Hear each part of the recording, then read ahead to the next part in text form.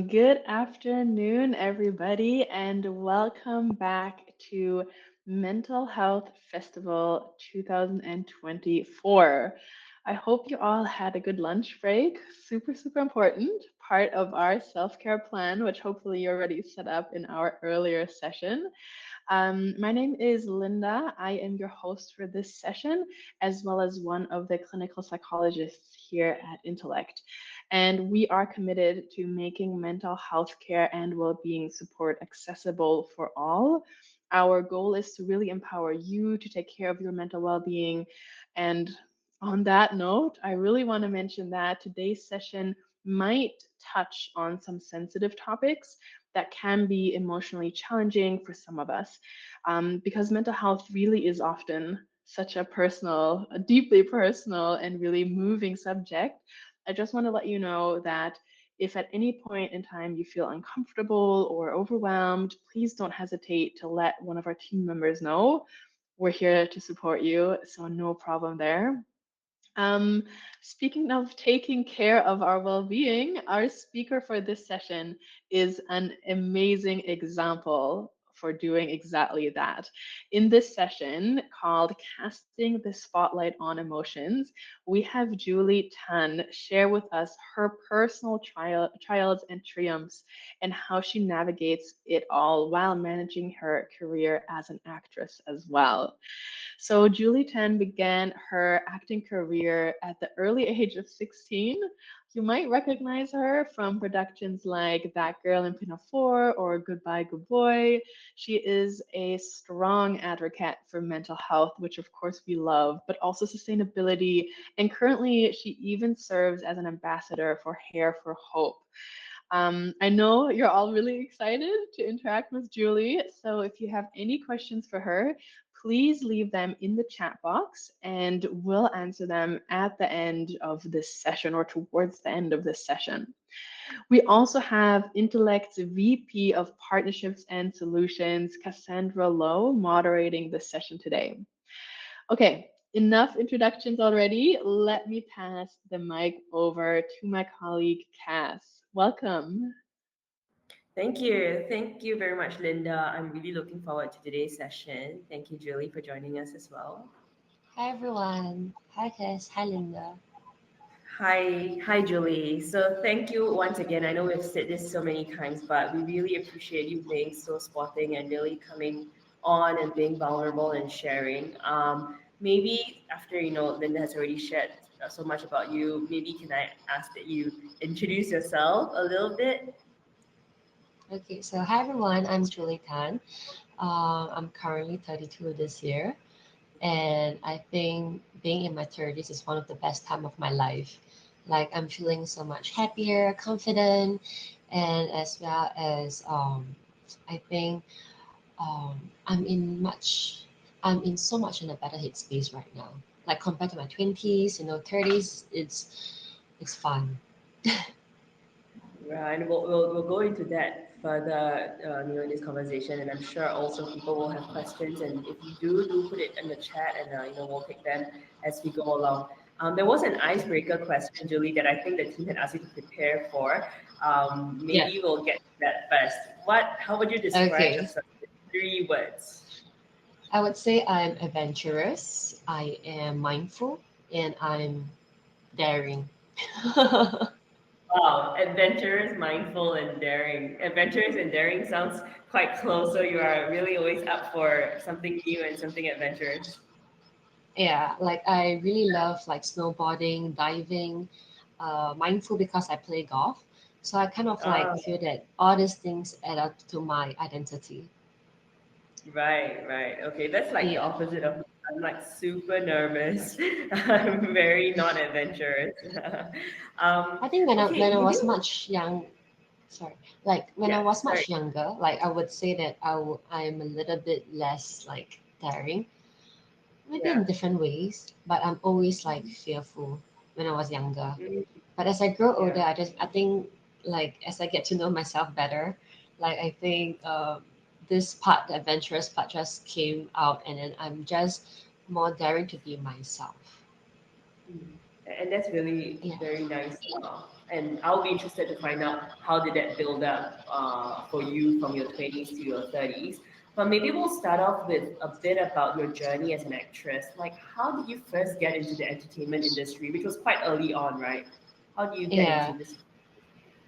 So basically, when I was like 13, 14, I was telling people around me, it's like, hey, I really want to be an actress. And back then in school, everyone's like, you should just study hard, like, go for O levels and then go to JC and then, just don't think about other things, but you just need to focus on your studies first. And then I'm like, I just felt like there are many other paths to take. And I decided to apply for an art school, which is NAFA. So I actually applied Mm, NAFA after my N level mm, exams. So by right after N level, you need to take O level. But then I mm, was just like, you know what, I'm just gonna try.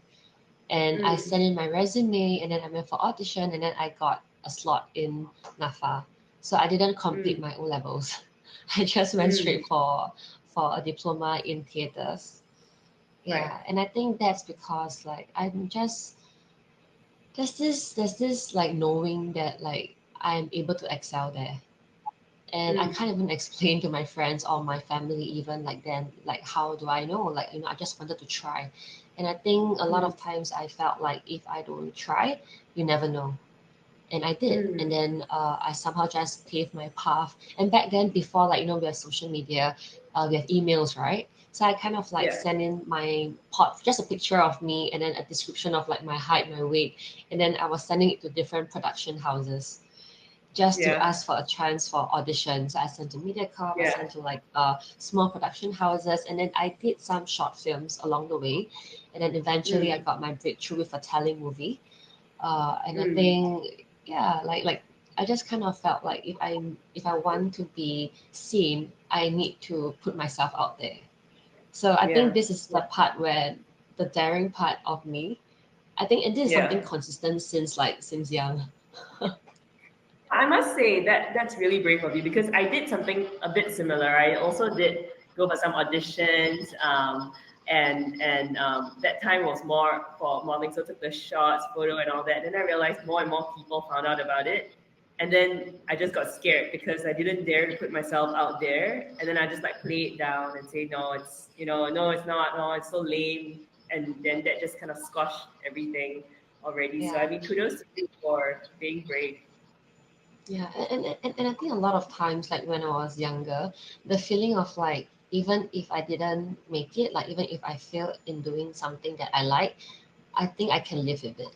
Like it's just more of like Mm, there's this sense of like I feel that there's a lot of things for me to do in life, and that's I mean, walking this path, if it works, and great. If it doesn't, then I can always yeah. go back to studies. It's like I kind of like keep my mind open with options so that I Mm, don't kind of like just stick to one path, but I kind of like allow myself to be more open to where life takes me. right. I think that's a good spirit to live Yeah. by. Was your family as supportive, Joe?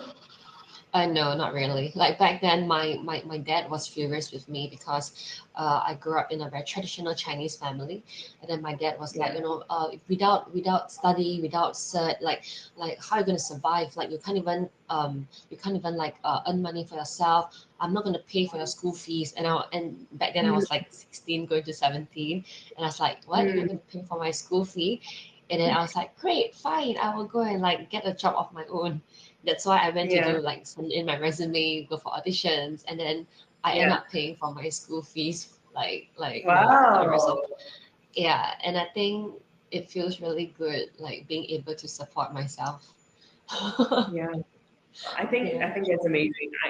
I've heard so many stories of people not feeling supported by family, but being able to overcome that, and that has a sweeter kind of success story because you put yourself out there despite and against all odds, and you manage to excel in it.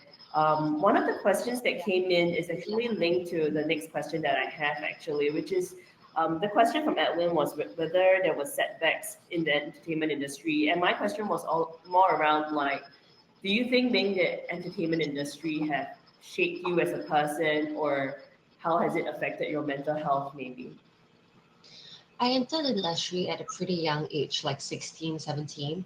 And I think at that age, I don't really know who I am.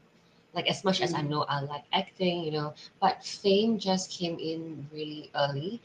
And then at that point of my life, everyone is trying to tell me what to do. So in the company, the managers will be like, "Oh, you need to behave like this. You need to be that." And then on another hand, like as a young lady, I like everyone else, I fell in love, and then I was pretty much very open about my life because I felt like there's nothing to hide, and that's who I am. And I thought by sharing I'm just being real. Like that's how I thought back then.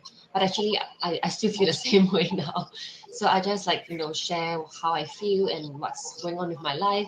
And what I didn't know was people actually take all this and then they use it against me.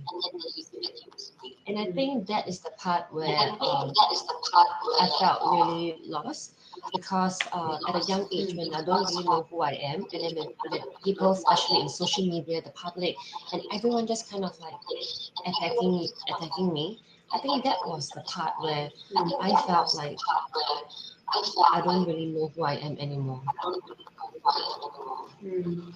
Yeah, and I think that's the struggle we have with social media. It's just so real and so in your Yeah. face now. It's so fast, but you still continue to be so open and transparent. I think I also watched and I was aware when you actually shared about your own mental health struggles, Mm.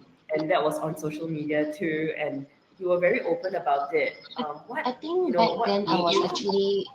I was debating whether to share or not because there's a good few years that I actually stopped sharing things about my life online. Yeah.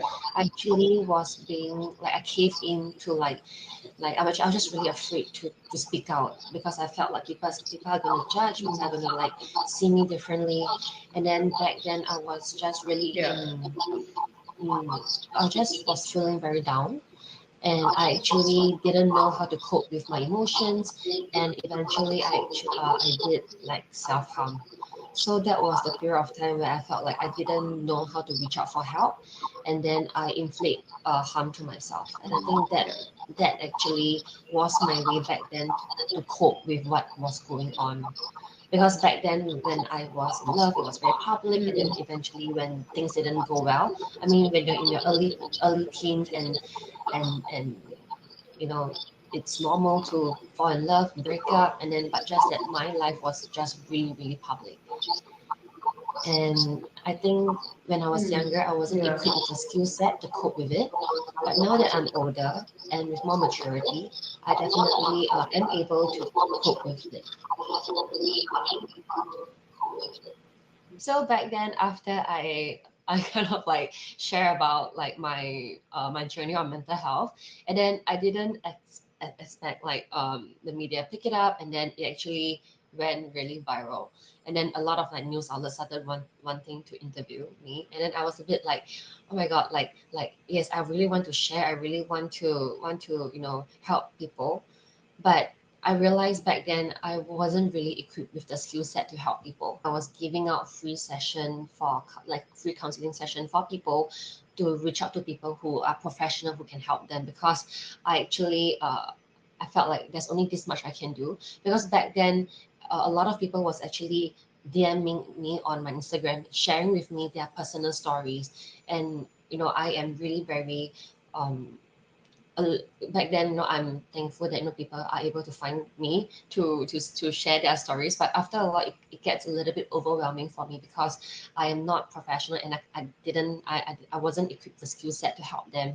So I realized like if I want to do something like this, like I need to work with organization or someone to really provide professional help for people.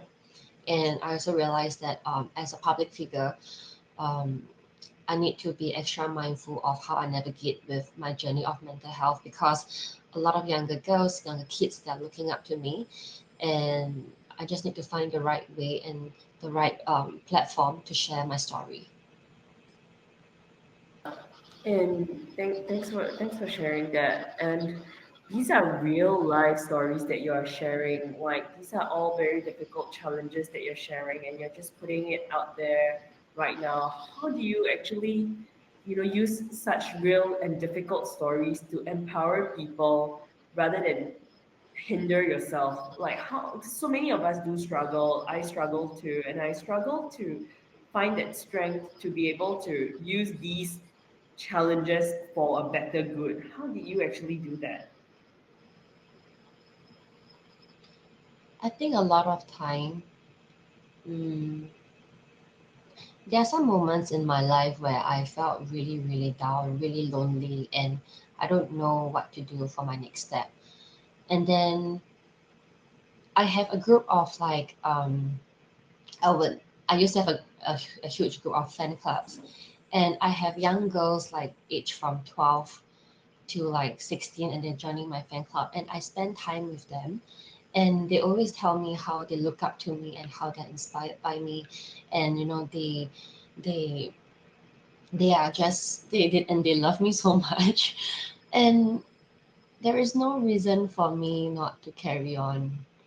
And I feel like if today they can stand by me even not really knowing who I am, then I don't know why I feel like I really take on this responsibility to really live my life well so that I can lead by example. And this year I That actually went for one of my girls, so she was with me when she was 12. Sorry, she was me when she was 12. I just attended her graduation for poly. And that's seeing really them, nice. growing and being a woman today, it really gives me a lot of like, yeah, even though like I may just touch a few, like, a group of people life, but then to me that's important, and that's what makes me want to carry on to do what I want to do. Because yeah, it just is really a journey, and I don't need to be touching like thousands of people, but if today I can impact one life, or even just a few of my friends, I think I am happy. And I think that could be the meaning of life, like, just being content and be happy. But even though some days I really find being happy is difficult, but I still choose to find little things to be grateful about. So I have this thing where every morning I'll wake up, and then I'll think of 5 things I'm grateful for. And this exercise that I do every day keeps me going every single day. Like even during the toughest moment of my life where I felt like no one understands me, then my mantra can be as simple as like, oh, I'm grateful that I'm breathing today. I'm grateful that I have a meal on my table, and I'm grateful that people around me are healthy and happy. And that is my motivation to keep going every single day. That So yeah. sounds really nice. Do any of these like people looking up to you become a pressure to you? Do you feel that you need to always be okay, or is it okay to not be okay in front of these It's people who are okay not looking to up? be okay. I'm actually am very open about my being vulnerable, and I actually share my struggles with them as well. I share it on social media, like how I talk about my mental health. I actually am vulnerable on social media, and I feel that we are all humans after all. We are all capable of emotions, and we are not that different. And I feel that being an actress, being able to feel emotions, I think it's a gift. And not only being able to feel emotions, but being able to portray emotions, I think that is really an amazing journey for me, because like all humans are capable of emotions. So it's interesting that a lot of times when we watch a movie, when we see someone portraying emotions, we all feel something. And actually, maybe humans are meant to feel things, be it the good emotions, the bad emotions, or I don't think there's good and bad. I just feel that there is just different range of emotions, and I think that's that's the thing of being alive, like to feel things. And a lot of times in society, especially when you're at work, like people will be like, oh, if you're not feeling good, you should put on a front, because no one wants to see your emotions. maybe because people don't know how to deal with big emotions. Like we weren't really taught like how to be there for people. Like example, if your friends are going through a tough time, like how can you be there to support your friends? And no one actually teaches this in school. And then this is something that I realized along my way is like um, we need to kind of like feel in order to move forward. So a lot of times, I've met some friends when they go through maybe certain big emotions in life, maybe a smaller like things like breakup, and then they'll be like, "Oh, it's okay, I'll be fine." Then they will brush it under the carpet, and then many years later, certain trauma, certain emotions that are yet they have yet to unpack will resurface at that moment, and then eventually we all have to go back and then to unpack our traumas in order to move forward. And on that note, I think one question that came in, which was also my question, based on your experience, how do you identify when you are not okay, and what do you do to whether unpack these, or what do you do to get through it? So for me, as earlier on, I mentioned that one of the three things that to describe myself is I'm mindful. So I'm actually mindful about my emotions. So for example, when I feel like anger, I would actually am able to identify why, and then I'm even able to identify what led to the trigger, and then eventually I can unpack like my negative emotions. And it's just asking myself a lot of questions and being very honest with yourself. I can share one of the things that I recently worked through. So actually, I realized I have this emotion of fear. So maybe the fear of like when I was in my last relationship, I kind of knew that that relationship wasn't working out anymore, but I just didn't know how to end it because the fear of like, oh my god, I'm close to 30.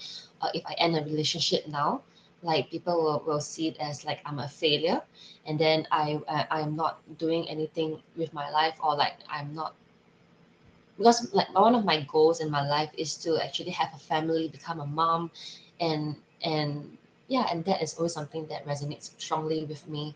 And then I actually was in a 4 years relationship, and then to end that relationship, to choose myself, it was a journey of like ups and downs, because like at that moment, like I kind of understand the trauma that I had on my part, and the trauma that my previous partner had. And then it's like my conversation was like, hey, I have like this certain quality traits of my generational trauma, and you have this, like, are we able to work it through? Like if we're able to work it through, move on. But then back then, what couldn't what couldn't happen was we just couldn't continue forward. And so hold me back, I actually chose myself. So I actually chose myself out of love instead of fear. So that is one part of myself, like being mindful about my emotions. Yeah, and you spoke about a bit about the trauma part. I mean, without going too in depth, one question that Angel had, and I also wanted to know, is how do we break free from these trauma? Like how it's a vicious cycle, right? How do we break free from this trauma? How do you reprogram yourself? So there is one question that I always like ask myself, like who I am. And then I realize a lot of times when we have traumas, we might not necessarily be it's our own trauma. It could be our parents' trauma that is being like, spill over. That's why I say that's generational trauma.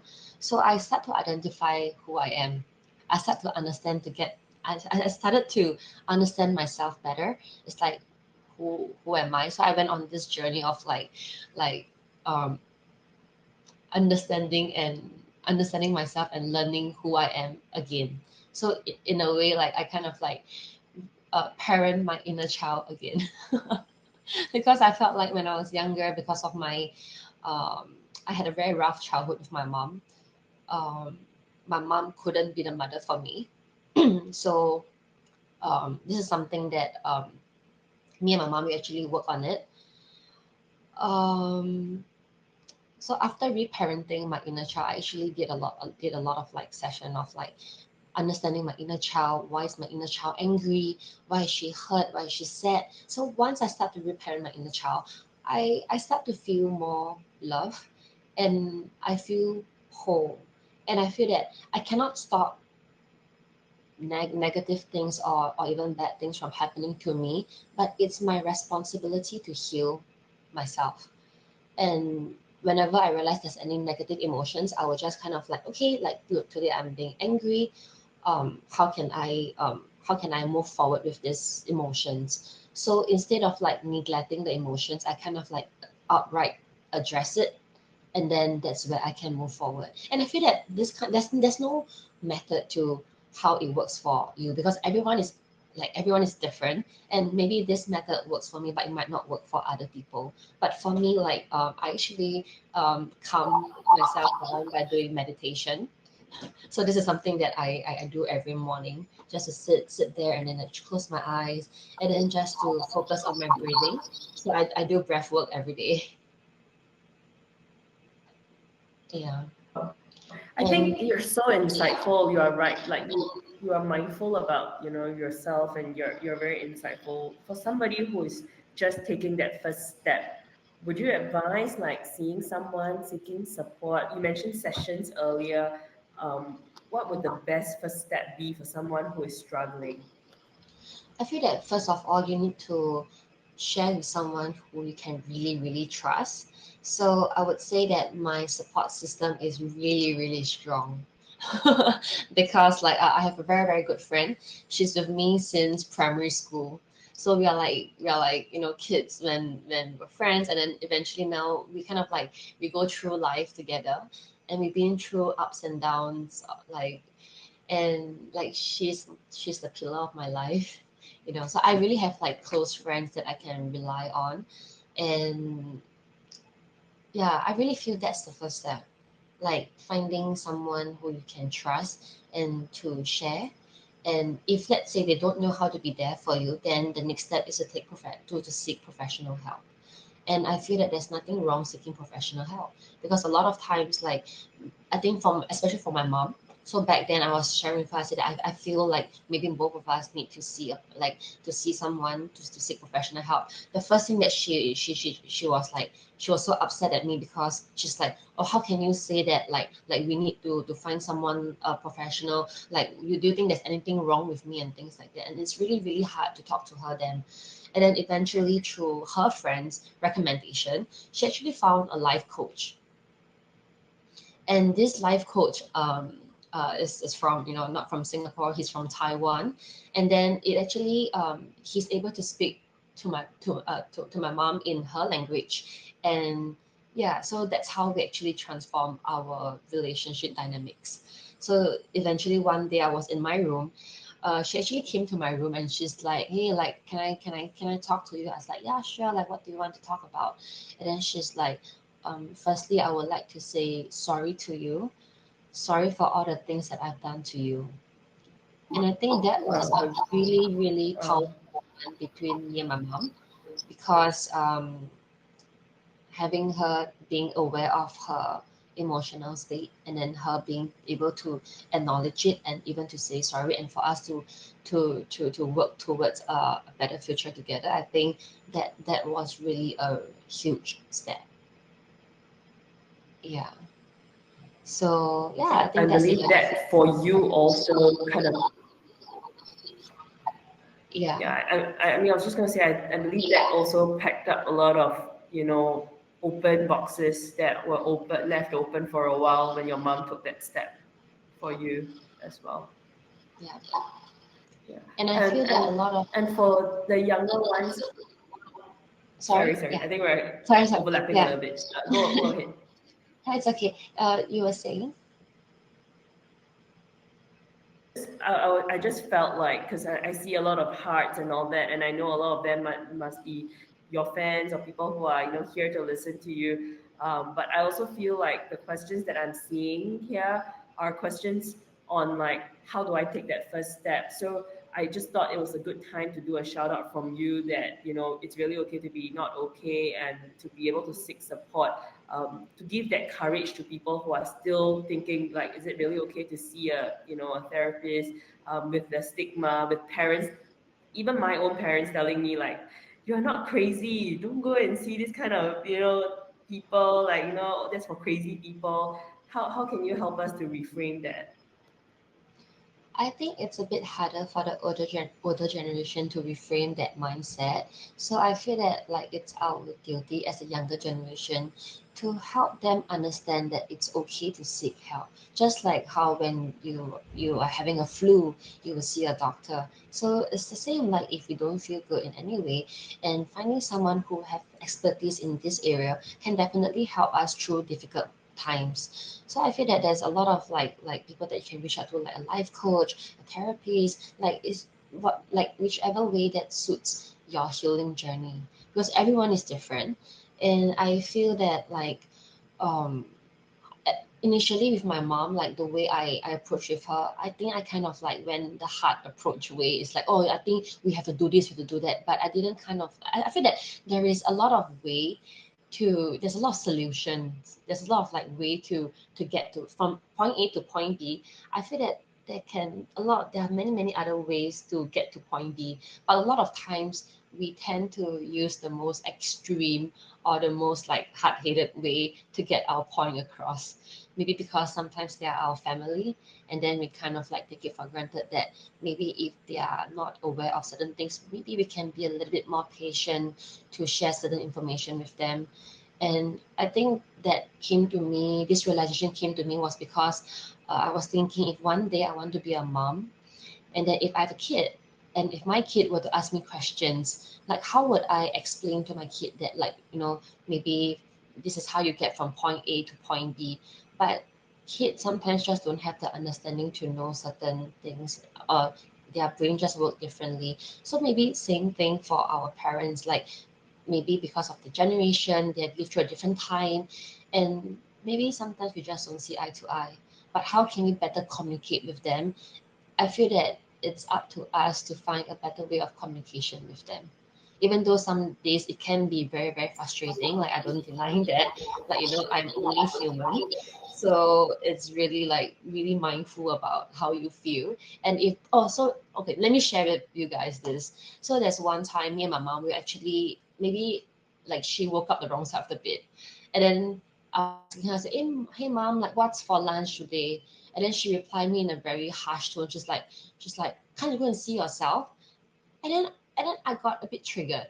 And then I replied in a way, it's like, why can't you speak properly to me?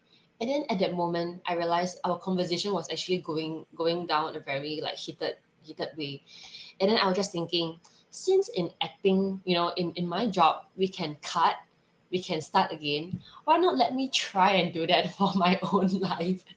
So I was like, Mommy, stop. I said, let's cut. And then she cut what? Then I'm like, okay, I think this conversation, our tone is not very nice. Can we try to maybe speak in a better and nicer tone? And then we actually did that. We actually tried that again. And then Wow. I was like, so what's for lunch? And then today we cook fish and Oh, vegetables. really? She played ball. So she actually was receptive to your directorship. Yeah. And then at that moment, like both of us just burst out laughing. And then I kind of like figured like, no one just being upset for no reason. Then I just kind of like, so what happened today? Like why are you upset? Like, is there anything you want to talk about? And then she's like, oh yeah, I went to the market, I didn't get this. So that frustrates her. So I realized actually tone is one of the reason to why a lot of conversation ends up in heated argument. So so I But just that kind of like, also took you putting away sorry, I was just saying that this took you putting away your pride as well, right? Because it takes yeah, me putting away my pride to say, okay, cut, let's restart. Yeah, because sometimes I feel a lot of times we really let ego get in the way. Like I do feel that sometimes a lot of conversations might, like, when I'm not mindful, when I'm prideful and feeling egoistic, like that's really one of the reason why a lot of conversation become heated or become, so then I realized, okay, if I really want to make relationship work, be it like my relationship with my mom, my partner, or whosoever, even with my future kids in the near future, like I need to be able to reframe my conversation. I need to be able to readjust and recalibrate fast.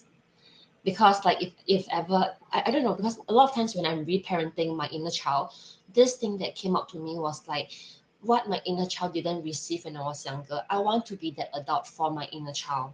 So that's why I start to practice like being patient, being like have more empathy. So I started to become the adult that my inner, like I become this version of myself that my inner child didn't receive when she was younger. So I try to be that version of myself so that I can, because I feel like what I'm lacking back then when I was younger was exactly what I need. So that's how I actually reframe and yeah, work towards being mindful.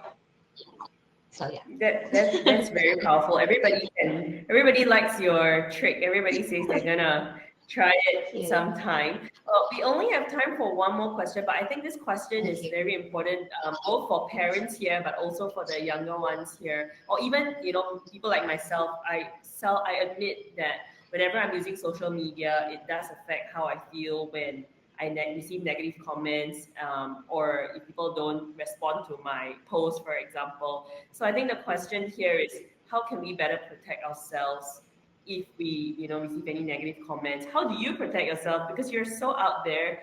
How do you dissociate from all these negative comments? Mm, I think for myself, a lot of times, like, whenever I think, whenever I see a negative comment, and then I would think of who is the person, like, what kind of person is behind the screen and saying what they say. And then I realize at the end of the day, they are just a human being, and maybe they themselves are feeling a certain way, and they just need to vent. And then if venting on my page can make them feel better, then I'm like, sure. Like, of course, it's not very nice to be taking on negative energy, but I felt like I know who I am, and I'm not what they talk about, and most importantly, I can regulate my emotions because you can't control what people are going to say or going to do. But the only thing I can control is my thoughts, my emotions, and how I react to things. So I kind of like start to, I did this thing where I stopped reacting to external things that are not within my control. So in my brain, I only control things that I can control, which is myself. So like if they want to talk certain things about me or what, I'll be like, yeah, let them do what they want to do because if it makes them happy, yeah, sure, go ahead. But if I say that it does not affect me, it's a lie because sometimes it does, because seeing negative comment does make an impact in your life. But it's a lot of time of like redirect and refocusing on what's truly important in life. And to me, social media, it's another reality. But once you kind of like you off your phone, you put it down, I'm back into my reality where all these people are not in my life. Like I'm with my loved ones, my family, my friends, and that is my reality. And in my reality, like I am so loved. So I try not to let things on social media get to me too much. And sometimes, a lot of times so for me when I go to an event or work or even outside, when I look at every single people out there, a lot of times we are thinking like, oh my god, they're looking at me, or oh my god, they are thinking or they're judging me. But actually in our head, in our mind, we are mostly thinking about ourselves. Like no one have that free time to really keep looking at you, thinking about how you look or how you feel. Like a lot of times we're just thinking about ourselves. So I kind of realized that, hey, like actually I'm not that important. In a way of like I don't kind of like make what they think about me important. Then life is just so much easier. know, Julie, But I I really feel, appreciate this. but I feel like if you, let's say, you really can't take negative comments online, then I would recommend not to see them. Like, I think Yeah, that's one of yeah. the better way to move forward. So I think for parents, you can actually limit your kids like their social media like comment section and stuff like that, because I feel that yeah, they don't need to see those, because sometimes Yeah. people can be really unkind, and I think that's why a good support system will be always be good. Yeah. Thank you, thank you. Oh, we are already time, Julie. I just wanted to say thank you so much. Thank Thanks, you. even though we had some technical issues, but I think you have given us a lot of advice, and what came across was really love yourself, be very self-aware, and be kind to yourself. So thank you so much, Julie, for sharing with Thank you us. so much for having me, and I'm so thankful to be here today. So thank you. Thank you, Linda. Thank you, Cass. And thank you, everyone Thank online. you. Thank you for joining us. Yes, also from our side, thank you so much, both Cass and Julie, for a really, really authentic and very important conversation. And of course, thank you also to all the attendees. You had some really meaningful questions. I really enjoyed reading through them and then hearing Julie answer them as well. Before we close this session, real quick, if you want to re-watch this or if you want to share it with anybody else, the replay will be made available on our events page as well as on our YouTube. And before we close this, I'd like to encourage you to also join our next session. It's called Diverse Minds Shared Spaces, Creating Environments Where Everyone Can Thrive. So it sounds quite interesting. All you have to do is you can go back to your email and click the join now button. I think you might also be redirected after we close this. And if you have any questions, feel free to reach out to us at mhf@intellect.co, and our team will get back to you super quickly. Okay, before we close off completely, a short survey. We would love for you to scan this QR code we have on the screen here. We'd love to hear your thoughts on this session and the overall mental health festival. We always want to take your feedback into account when we set up future events. Okay, that's all for today. Again, thank you so much, Julie and Cass, and I hope to see everybody in our next session. Thank Bye. you. Bye.